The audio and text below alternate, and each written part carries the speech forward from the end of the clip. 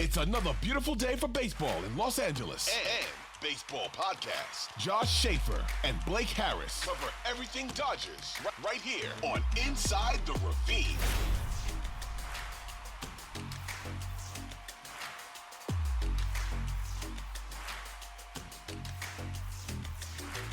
How is it going, everyone, and welcome to a brand new episode of Inside the Ravine, postseason edition. Joining me, as always, my co-host, Josh Schaefer. Josh, I know for some reason the Ontario Reign, with the season coming up, they may be spending more on the team than they are on the Wi-Fi, so your connection may be a little shoddy, but how are we doing over there as we get ready for the playoffs and for the start of the Ontario Reign season? Well, the audio seems to be working okay, at least I think so. So I feel like that's definitely what's most important right now. But so far, so good. Just getting ready for our season over here and kind of waiting these next couple of days until the NLCS or the NLDS rolls around. Yeah, so Josh's audio sounds absolutely perfect, but right now, how we're recording this, his video is about on a 10-second delay. So Josh, literally right as you were done speaking, your video showed you just beginning to talk. So it's going to throw me off a little bit, but your audio sounds good. So that's the most important thing. So yeah, we're going to have a quick episode today. We're going to have another episode later in the week where we talk about our NLDS roster predictions, more of a breakdown and preview for the upcoming postseason series. Today, we're going to be talking about the Dodgers season as a whole, kind of just recapping what went down the last couple of weeks. We're also, Josh, going to be revisiting our bold predictions and our hot takes from all the way at the beginning of the season. I know you had a couple of big ones. I had a couple of big ones. We're going to take a look at them, see how they turned out. So that's going to be a lot of fun. But before we get to all of that, make sure you guys find the show, follow the show on whatever social media app you guys use. We're on Twitter, Instagram, and TikTok at Inside the Ravine. You guys can also watch the full episodes over on YouTube. Just search Inside the Ravine over there. You guys can also listen to the show wherever you get your podcasts. We're on Spotify, we're on Apple, and we're on the Odyssey app because the show is brought to you by Odyssey Sports. So, Josh, why don't we just kick things away? Because I really want to get to these, our bold predictions, our hot takes, all that fun stuff. I'll throw it to you. I know you had a couple. I had a couple. If you want, you can share whatever ones you had, or if there was one that hit that you're really proud of, you can kind of share that one as well. But I'm going to turn the floor over to you because this should be fun because I have no recollection of what yours were to start the season. To be honest, I didn't even remember what mine were. I remember one I made, but I don't even remember the other one. So take it away. Well, I wrote them all down on a Post-it note, which I thought would be funny to bring back instead of a nice sheet of notes and all that I had for the podcast. I thought it would be funny if I just wrote them on a Post-it, and that's what I did. And it's been sitting on my desk since March when we recorded this episode. So some of these look pretty good. I'm not going to lie. Some of these are bad. Some of these are very, very bad. So we did talk about, Cy Young voting and MLB and MVP voting. We're going to stay away from the Cy Young voting for obvious reasons, but at least in terms of the NL MVP, I said that Mookie Betts would win it outright. Obviously, right now, we don't have a winner yet, but Mookie put himself in a pretty good position to do just that. Obviously, Mookie Betts, 39 home runs, 107 RBIs this year, hit above 300. His OPS this year was at a whopping 987. So Mookie certainly is going to be in the conversation. I think you should win it. But again, when your competition is Ronald Acuna Jr., it's not going to be super easy, but we'll hold off and we'll see what happens there. I also said that the Dodgers would rebound from last year's series with the Padres in the postseason and win the season series convincingly, which they did. They were 9-4 against the Padres this year. They just continued their regular season dominance against San Diego. Obviously, the Padres aren't in the playoffs this year, so that we could do I know there's a Dodgers show. We could do an entire show on what happened with the Padres this year, and I just don't think we have the time for that. But the Padres, after everything that they had said in the offseason and how they were planning a parade, they didn't make the playoffs this year. So at least in that sense, the Dodgers aren't going to be eliminated by the Pods this year in the NLDS. So they win the series with the Padres in 13 games. They were 9-4 against the Pods in the regular season. I also said that the Dodgers would have a longer postseason run than they did last year. Now, we still have to wait and see about that one. The next one that I said here, this one was one that I actually was pretty bold with, and I was excited to see what would happen. And I'm not going to lie to you, dude. I thought this was on track to hit, except for one. And now I'm looking at it and I realize it wasn't as close as I thought. So my prediction early in the year, before the season started, was that 6 players on the 2023 Dodgers would hit more than 20 home runs. And This is the one I remember you made. I remember this one. Yes. I specifically named 6 players. And I even said, Blake, if it's 6 players and it's not these 6, it doesn't count. So what I had said was that these 6 players would hit 20 home runs. Mookie Betts, who last year hit 35. Will Smith hit 24 last year. Freddie hit 21 last year. Muncy hit 21 last year. Trace Thompson, I said, would hit 20 home runs. And honestly, going into the season, not going to lie, I feel like this was a pretty good, I thought this was a hot take, but not a scalding hot take because he hit 13 home runs in 74 games last year. So he was my wild card. And he had 3 homers after the first 4 games of the year this year. Exactly. So I was sitting pretty early on. Yeah, exactly. And then the one other one that I threw in, and I was actually very confident about this one, JD Martinez hit 16 home runs last year, but he also had all the doubles a year ago. And you and I thought were both very confident that he would hit 20 home runs this year. So the Dodgers home run stats this year. Mookie Betts, I said, would hit 20. He hit 39. Max Muncy, I said, would hit 20. He hit 36. JD Martinez hit 33. Freddie Freeman had an even better year than last year, hit 29. So that's 4. That's my first 4 all hit, okay? Here's where things start to derail. Instead of Trace Thompson, who didn't last even 74 games with the Dodgers, James Outman hits 23 home runs for the Dodgers this year in 151 games. That's awesome. That was what I was thinking wasn't going to hit. I was thinking, I said all 6 have to hit. If it's 6 and it's not these 6, it doesn't count. That's what I thought was going to be the problem. Until the season came to a close, and I went and looked, and Will Smith selfishly hit 19 home runs this year. And not 20. What? He didn't hit 20 this year? Will Smith hit 19 home runs in Wow, 126 games. I didn't realize it until the final game of the season that Will Smith did not hit 20 home runs. So I came close. I think the main 4 that I really thought were going to hit 20. But obviously, I think Will Smith, you had to think was going to hit that many. And he didn't. So I'm a little bit disappointed in that since the Trace Thompson thing, I've known for a while that one wasn't going to hit.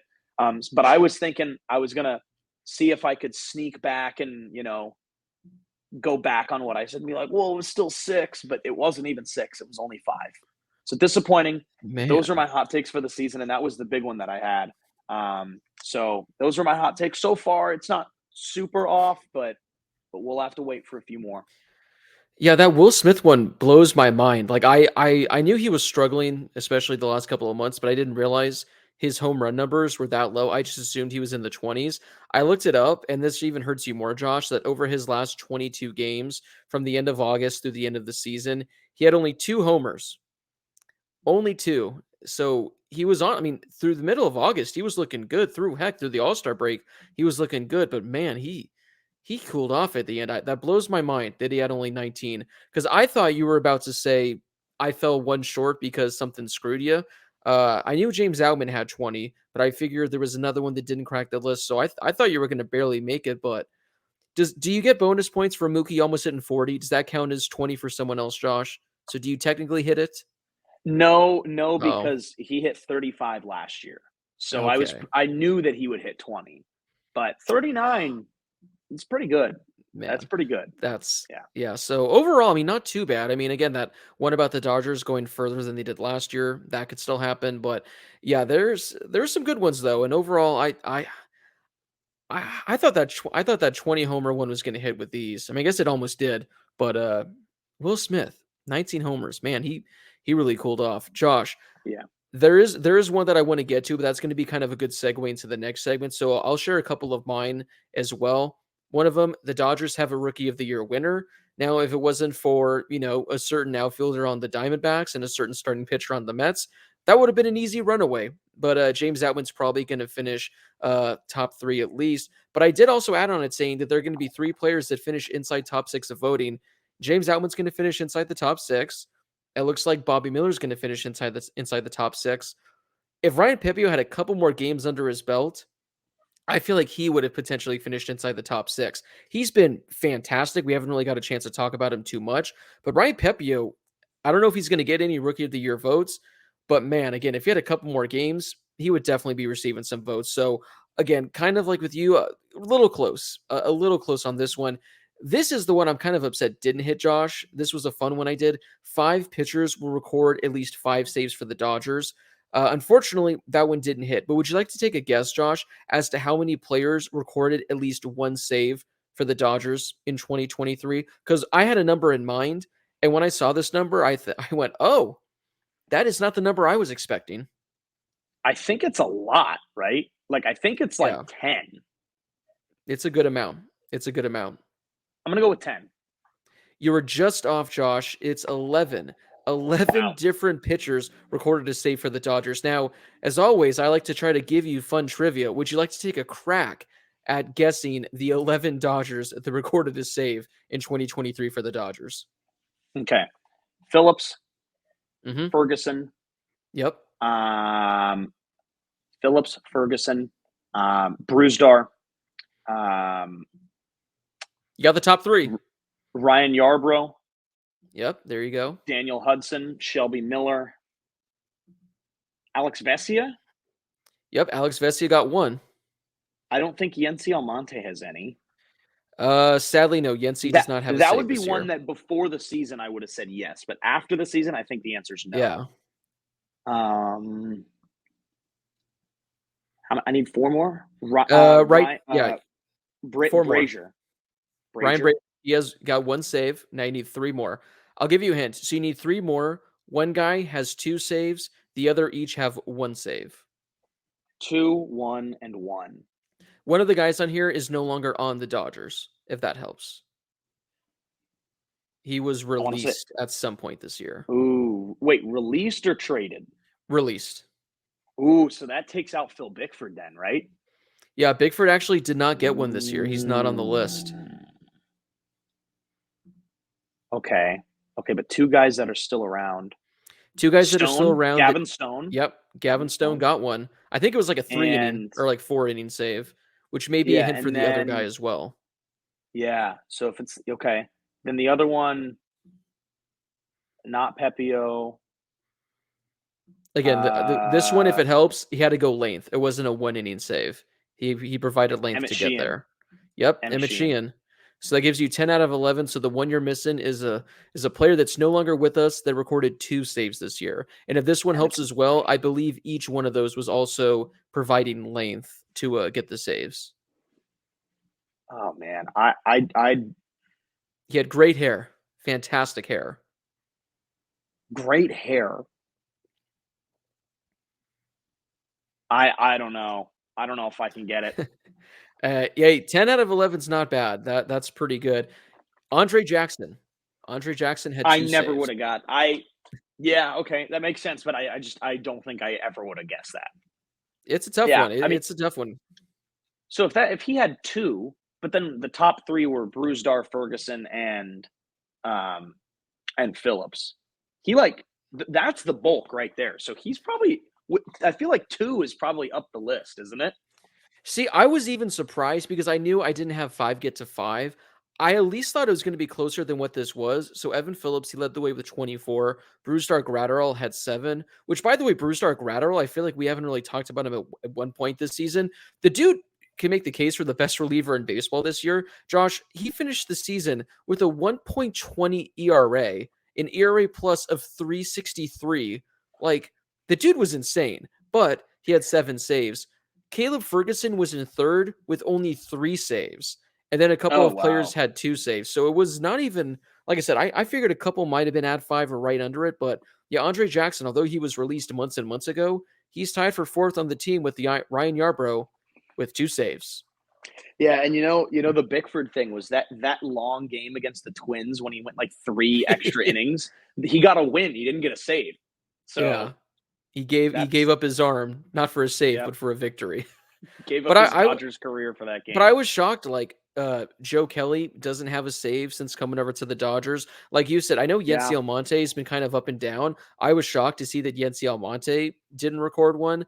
I thought that maybe like Michael Grove would have recorded something since he's been coming out of the bullpen recently. Like Victor Gonzalez, Justin Brule, all these random guys that they've had throughout the year, none of them recorded saves. So I didn't get my 5 saves, but hey, I got one. I got one, so at least that was something. But Josh, There you go. my final bowl prediction, which I kind of want to transition to talk about kind of for our next segment, is just this one is insane to me. And this was one of my bowl predictions. Now, when I said this, I said it, thinking this could happen. Sure. Anything can happen. The Dodgers could call me up and I could hit leadoff for them on Saturday. Will it happen? Most likely not. But my bold prediction, Josh, was that this Dodgers team would win 100 games in 2023. And they finished at exactly 100 wins. And it's just is insane to me because out of everything that's happened this year, Josh, what if I were to go back in time to a March episode before the season begins and I were to lay all this out for you? Gavin Lux would miss the entire season with an ACL injury. Clayton Kershaw would miss about 2 months. Dustin May would miss most of the season. Tony Gonsolin would miss most of the season and be bad when he does pitch. Julio Urias would essentially be wiped off from the team's history, and whenever he pitched, he'd be horrible as well. Uh, they'd be relying on Jason Hayward, who was DFA'd by the Cubs, to be their right fielder. They'd be relying on production from a starting center fielder rookie in James Outman that we had no sample size of. And this is coming off of them winning 111 games where they lost Cody Bellinger, Trey Turner, Justin Turner, a whole bunch of other guys. Now, if I would have given you all that stuff, Josh, for the 2023 season, what would your guess have been as to how many games this team would end up winning? I mean, 80, maybe 8. We talked about that they would easily they would make the playoffs, but I mean, given all of those things, maybe 80 to 90 games, because I know that you said 100. You had 100 wins. I have my record written down right here too, and it's a good record, but it's not that good. I had 92 and 70. Yeah. And again, and that's taking Julio out of the mix. That's taken all the rookie pitchers that played, all the guys that missed time with injury.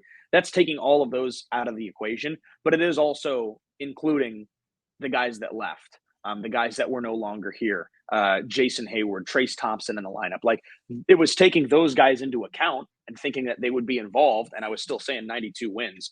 But you take out the fact that all of the injuries that the team had, which obviously are expected. Like, injuries, you never know when they're going to happen, but they are going to happen, unfortunately. So, I certainly did not expect 100 wins this year. I'm not incredibly surprised, just because this team always figures out ways to do this. And now it's 4 consecutive full 162 game seasons of 100 wins or more. And that's unheard of.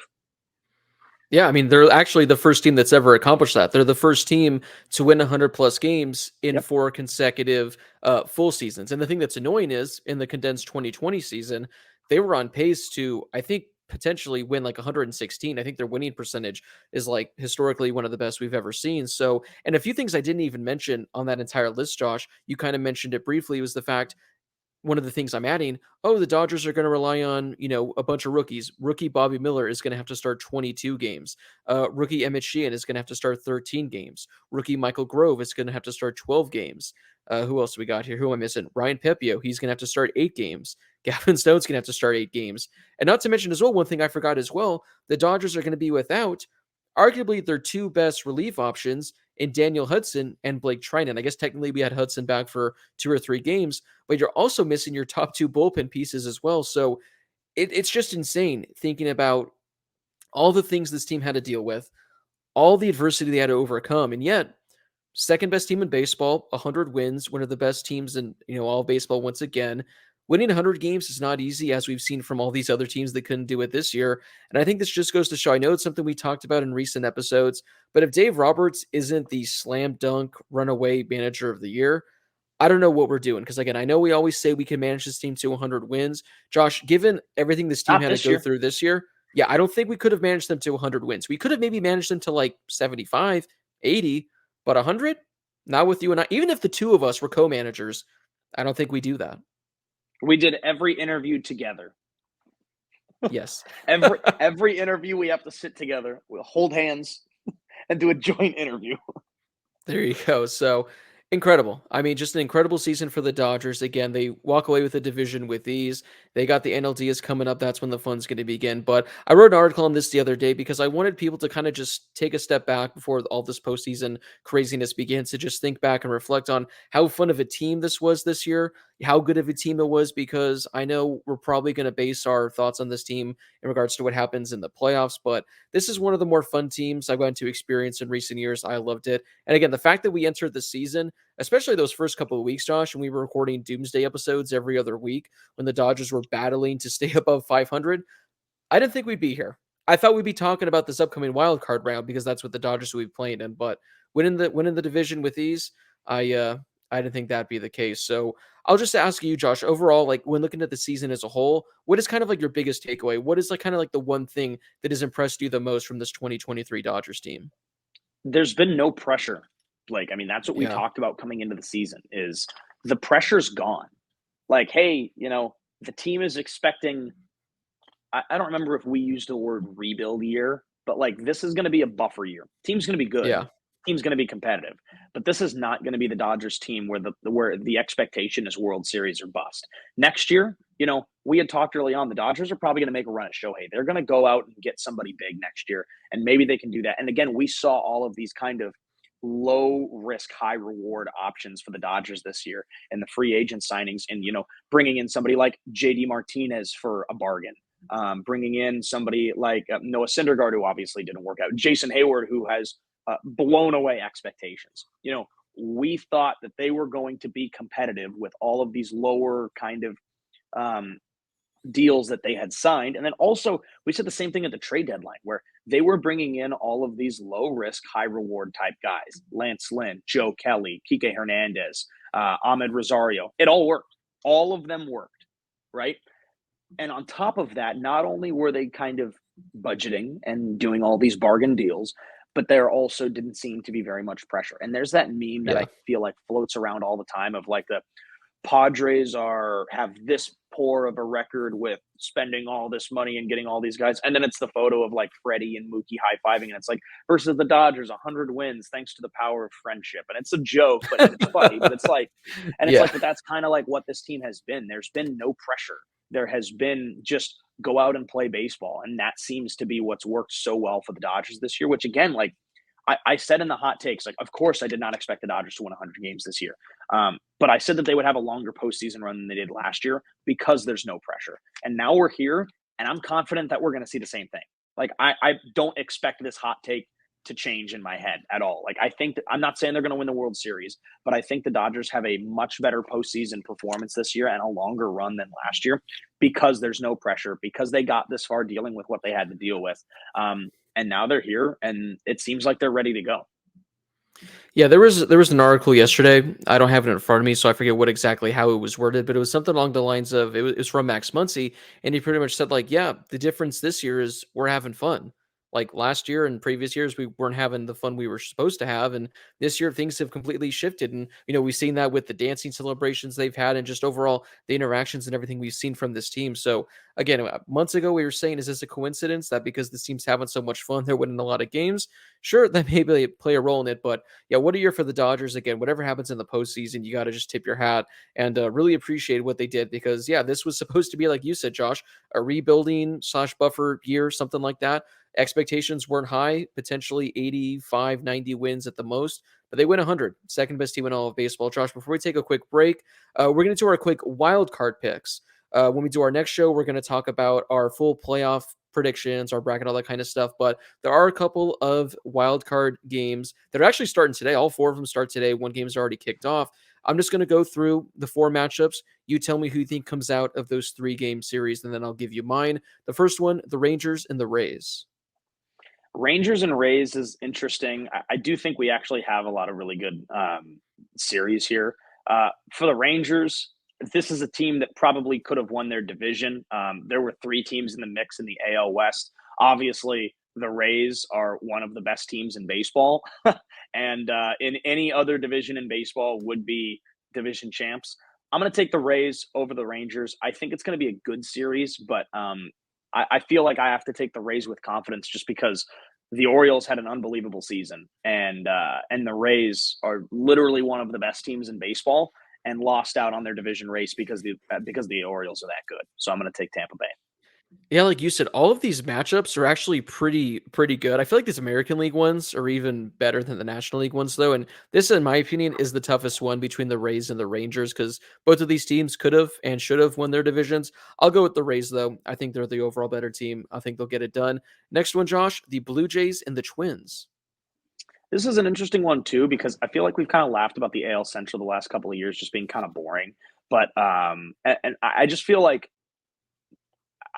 the Twins have been quietly pretty good this year, actually. Expected a lot more from Toronto. But look, the Twins ended the season kind of on a little bit of a run. They lost their last game, but they finished winning 7 of their last 10. I'm going to take the Twins. The Twins, I don't know if you've heard this, Josh. Like, I knew that they were having a bad streak, but I think I saw something. They've lost 18 consecutive playoff games Yeah, going back over the last 20 years. Like, how is that possible? How do you yeah. lose 18 It's consecutive crazy. playoff games? I was Yeah. blown away. I thought it was like 9 games, maybe 10, not double that. I think the Twins are due. I do like that they're at home playing a Blue Jays team that kind of underperformed this year. So I'm going to go with the Twins. I think they can finally get over the hump, get those victories to get them to the next round. All right, Josh, this is when things get exciting. I'll kick things off with the Marlins and the Phillies. This is another fun one too. The best part about it is it's an NL East matchup here. Two teams that played against each other a lot. I'm definitely interested in seeing what happens here. I like the Phillies though. I mean, the Phillies also won 7 of their last 10 games to end the season. They've scored over 100 more runs this year than the Marlins, and also allowed fewer runs. I'm going to go with the Phillies. The Phillies seems like the only kind of like no-brainer pick on here just because of how good of a team they are. The Marlins have a kind of a lot of unknowns. I think they're missing Sandy Alcantara for the series. So I'm going to go with the Phillies, but again, it's a divisional matchup. Who knows how things can shape out. All right, Josh, the final one, the most important one on today's list because that's who the Dodgers are going to face in the next round. That is the Diamondbacks and the Brewers. I look, and I'm not just saying this um, because the winner of this series plays the Dodgers, but I really do think this is the toughest one to pick because the D-backs were just so good at the start of the season, and obviously things didn't work out for them. But it's an 84 win D-backs team against you know a team in the Brewers who won their division. They won 92 games. They actually had the exact record that I predicted the Dodgers to finish with this year, 92-70. Um, they just they aren't very good offensively. They don't score a ton of runs. They scored more this year than the D-backs. They also allowed fewer this year than the D-backs. It's tough. I feel like my brain says Brewers, also because the D-backs did lose 4 straight games. Like, the reason the D-backs are in the playoffs, yes, they did have a good year.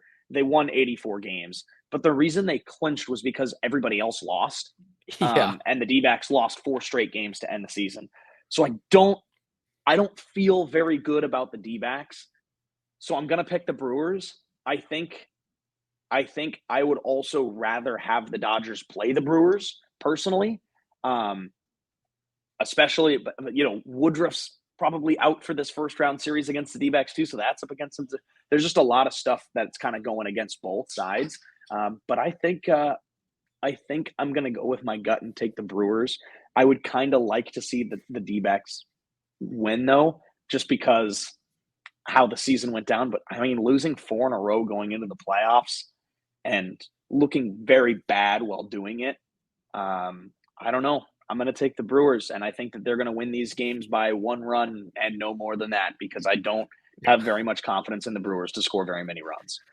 Yeah, it's a tough one because again, like the Brewers, they're like you said, without Woodruff for this series, potentially the next one. So that hurts their starting rotation, which has been their bread and butter. Their offense isn't great. The D-backs, like you said, the only reason they kind of made the playoffs to begin with is because the Cubs completely fell off, the Giants completely fell off. So if those teams continue to play, are the D-backs a playoff team? It's only a 3-game series, so anything can happen.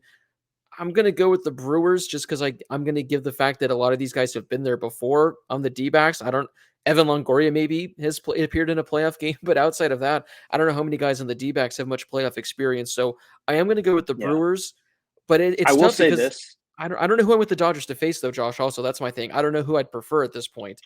I I don't feel like know. I think the Brewers are the better team, but if Yeah. there's the possibility of Woodruff being out, I do like the Dodgers playing against a team that doesn't score very many runs.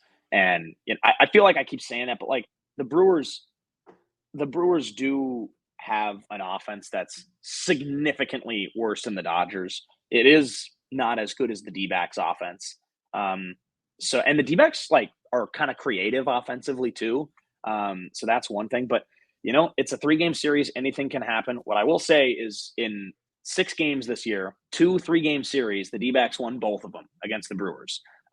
They won games 1 and 3 of both of those 3-game series. So granted, the last series between the two teams was in the 3rd week of June, so it's been a little while, and anything can happen. But again, the D-backs were the NL West was very different after the All-Star break, obviously, especially for the D-backs. So I'm interested to see what happens. But I think my girlfriend's going to be so mad, but I think I'm going to take the Brewers.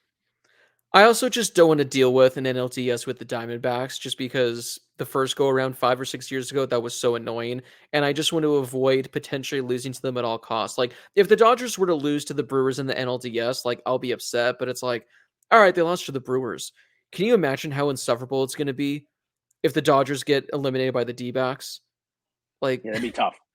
it's going to suck. So I think the D-backs are the easier matchup, but I do think the Dodgers also have a chance against the Brewers. So I'll go with the Brewers. Give me that one as well. Josh, we're going to take a quick break. When we come back, we have a few questions we're going to answer, and then we'll wrap up this episode. All right, we are back. It's time to answer a few questions from our listeners. As always, if you guys have a question you'd like to ask for a future episode, make sure to follow us on Twitter. We always tweet out about 30 minutes before we record, asking you guys to submit questions.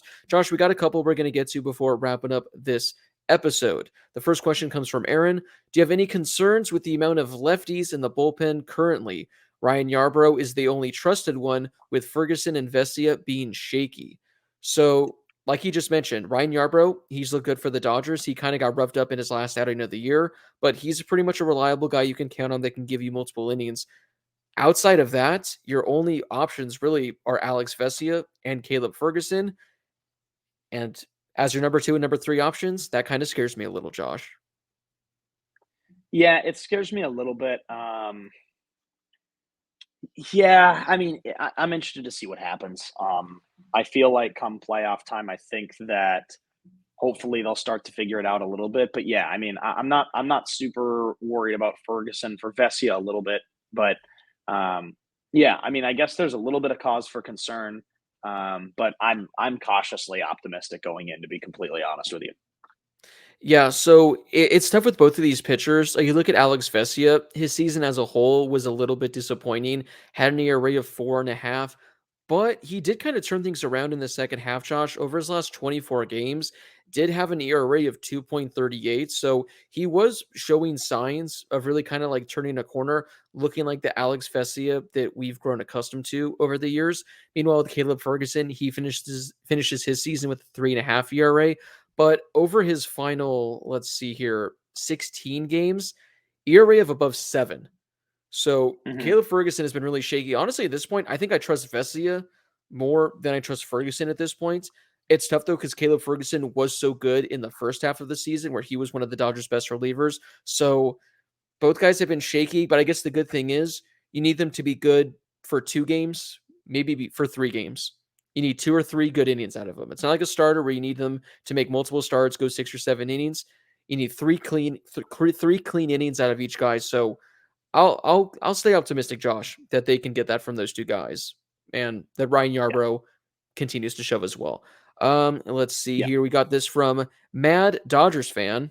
It's a fantastic name. What free agents / player options do you see leaving the Dodgers after this season? So a couple of names that I want to mention, Josh, some guys that are free agents at the end of the year. I'm just going to rattle them off, and you can let me know if you think they're going to return to the Dodgers or if you think this is going to be their final year. I'll start things off with probably the big one, JD Martinez.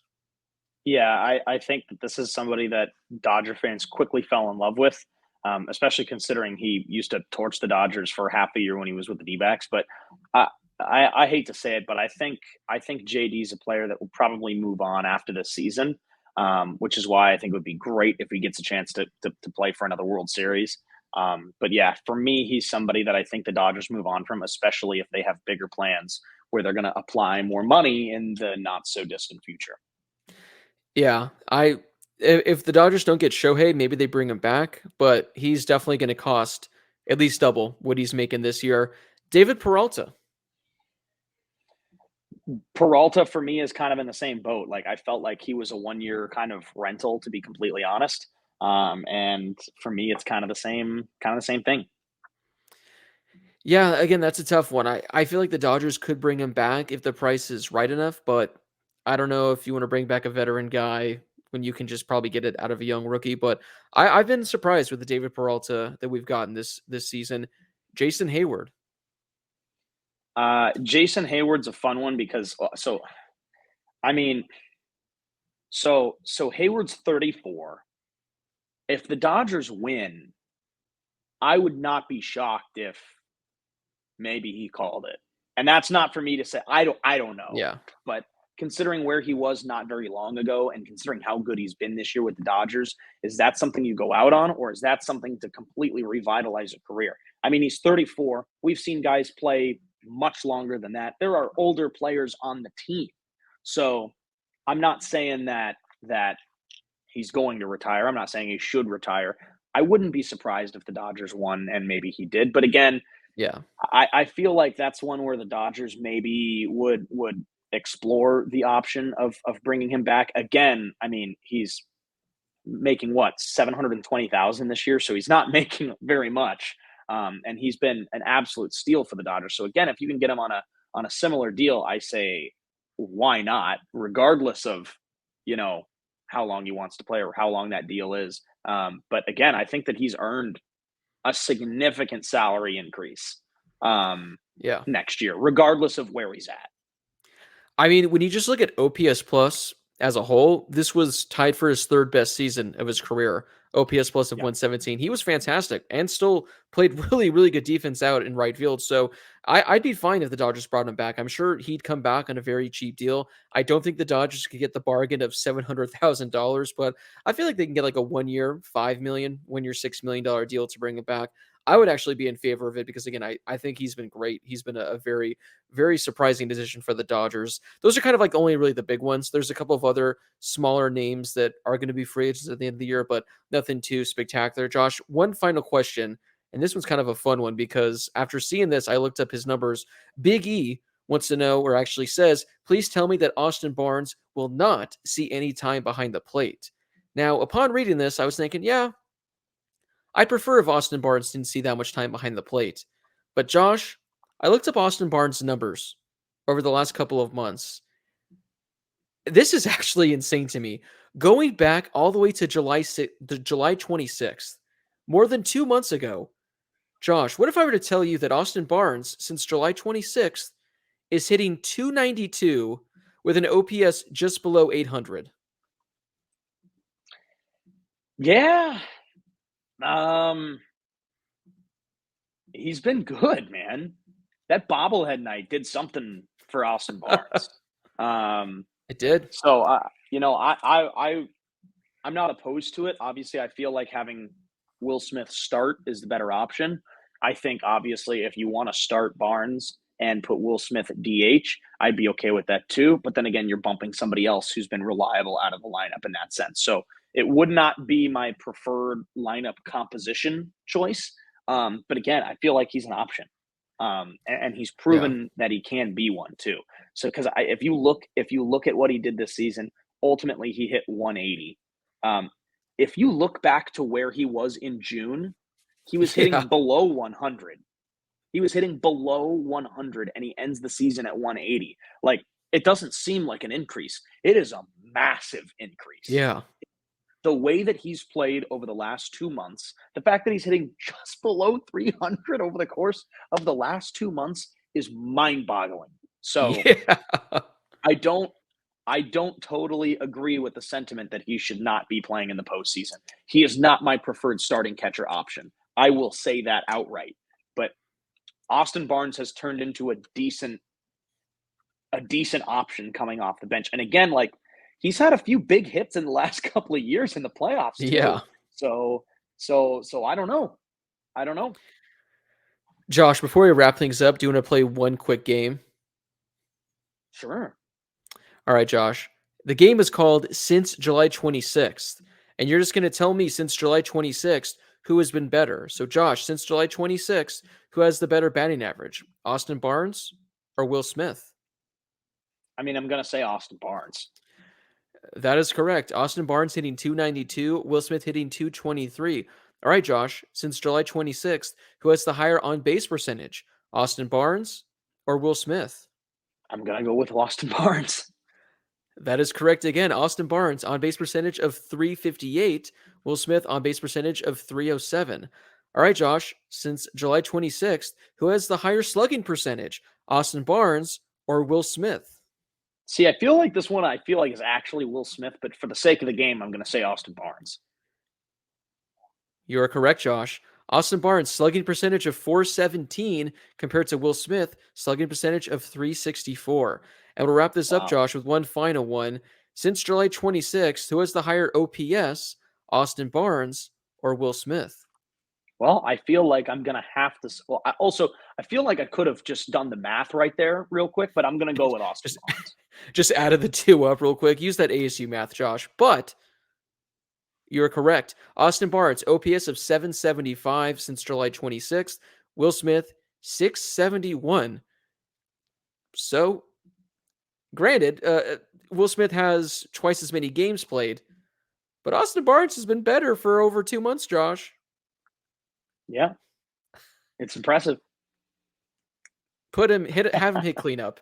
Have him hit cleanup. The dude's hitting 300 since July 26th, for crying out loud. So I think maybe Austin Barnes gets a few more reps. Who knows? We'll have to wait and see. But Josh, that does wrap up today's episode of Inside the Ravine. We are going to have an episode later this week where we give our NLDS roster predictions and our postseason predictions as a whole for the entire thing. So make sure to stay tuned for that one. Josh, any final parting words before we head out for this episode? Yeah, last year our NLDS roster predictions were like exactly the same. So my guess is we're probably gonna be exactly the same again this year. I feel like we do this a lot. We should just have it be like completely random. Like, yeah, no, they're going to call up this random guy, add him to the 40-man. He'll be on the postseason roster with no big league Kyle experience. Hurts starts game 1. Yes. Hey, man, if you want to have that, by all means, go for it. So make sure you guys stay tuned for that episode. That's going to be a fun one. It'll come out sometime later this week. Make sure you guys follow the show on whatever social media app you guys use. We're on Twitter, Instagram, and TikTok at Inside the Ravine. You guys can also watch the full episodes over on YouTube. Just search Inside the Ravine over there. We're on Spotify, Apple Podcast, and Odyssey. So wherever you guys listen to your podcast, you guys can find us there. It's going to be a fun couple of weeks for the postseason. Hopefully, unlike last year, we can have a few more episodes that go deeper into the month, but we'll have to wait and see. But make sure you're stay tuned for that because it's going to be a lot of fun. For Josh Schaefer, this has been Blake Harris. We appreciate you guys so much for listening. And as always, enjoy the rest of your week wherever you may be.